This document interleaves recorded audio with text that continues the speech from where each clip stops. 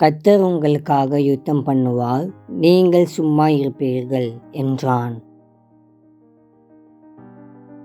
நாம் எல்லாரும் நம்முடைய வாழ்வில் போராட்டங்களை, சவால்களை சந்திக்கிறோம். நம்முடைய விசுவாசத்தை பலப்படுத்தவும், தம்மை நெருங்கி வரவும் ஆண்டவர் சோதனைகளை, போராட்டங்களை நம் வாழ்வில் அனுமதிக்கிறார். சவால்களை, சோதனைகளை மேற்கொள்ள நாம் ஆண்டவரின் உதவியை கேட்கும்போது அவருடைய வல்லமை நாம் காண்பது மட்டுமல்ல, இன்னும் அவரை நம்புவதற்கும் அது உதவுகிறது. பிரச்சனைகளை, போராட்டங்களை நாம் தனியே சந்திக்க ஆண்டவர் விட்டு விடுவதில்லை. மாறாக அவரது பலத்தால் நம்மை ஸ்திரப்படுத்துகிறார். எல்லாவற்றையும் நமது நன்மைக்காகவும் தமது மகிமைக்காகவும் ஆண்டவர் பயன்படுத்துகிறார். போராட்டமான சூழ்நிலையில்தான் ஆண்டவரின் வல்லமையையும் அன்பையும் நாம் அதிகமாய் காண முடியும். நான் உன்னை விட்டு விலகுவதும் இல்லை, உன்னை கைவிடுவதும் இல்லை என்று வாக்கு பண்ணின ஆண்டவர் நம்மோடு இருப்பதால் நாம் தைரியத்துடன் எல்லா சோதனைகளையும் மேற்கொள்ள முடியும்.